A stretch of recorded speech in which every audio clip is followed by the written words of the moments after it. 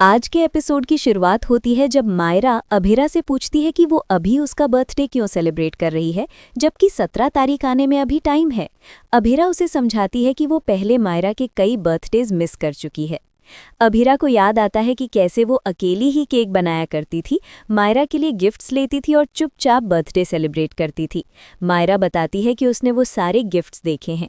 ये सुनकर अभिरा डिसाइड करती है कि इस बार मायरा का बर्थडे पूरी फैमिली के साथ सेलिब्रेट किया जाएगा। इसी बीच क्रिश डिसाइड करता है कि अभिरा जो सच छुपा रही है उसका पता लगाएगा। वो छुपके से अभिरा के रूम में जाकर क्लूज ढूंढने लगता है, लेकिन अचानक एक वाटर बॉटल गिर जाती है। आवाज सुनकर संजय को शक होता है।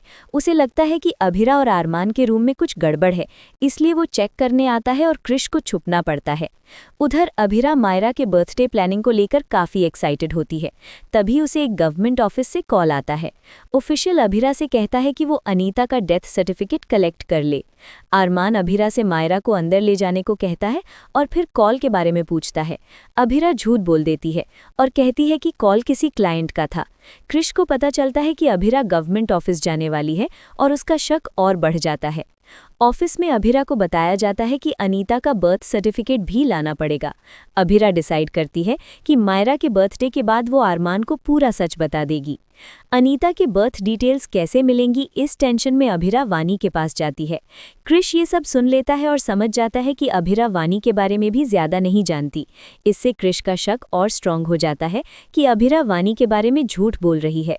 जब अभिरा क्रिश को सुनते हुए देख लेती है तो उसे डांटती है और ईव्सड्रॉपिंग के लिए वार्न करती है।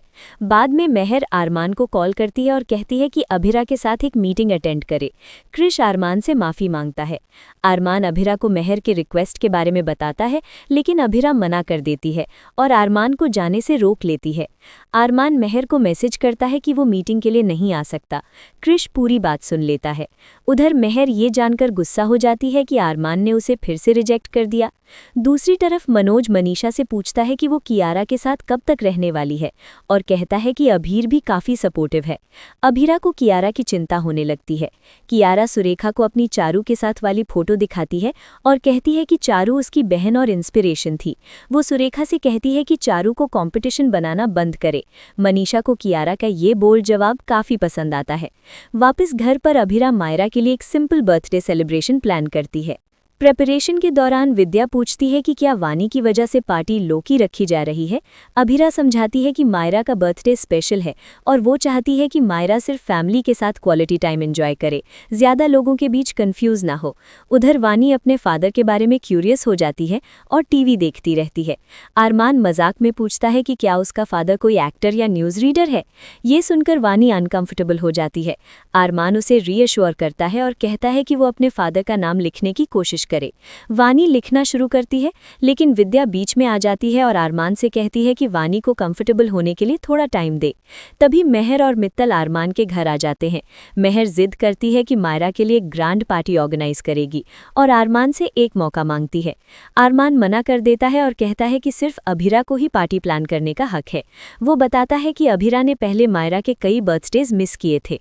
ये सुनकर मेहर अपसेट हो जाती है, जबकि मित्तल सबको डिस्टर्ब करने के लिए माफी मांगता है। मेहर फिर पूछती है कि क्या वो पार्टी अटेंड कर सकती है ताकि देख सके अभिरा ने क्या प्लान किया है। आरमान मेहर और मित्तल दोनों को इनवाइट कर लेता है।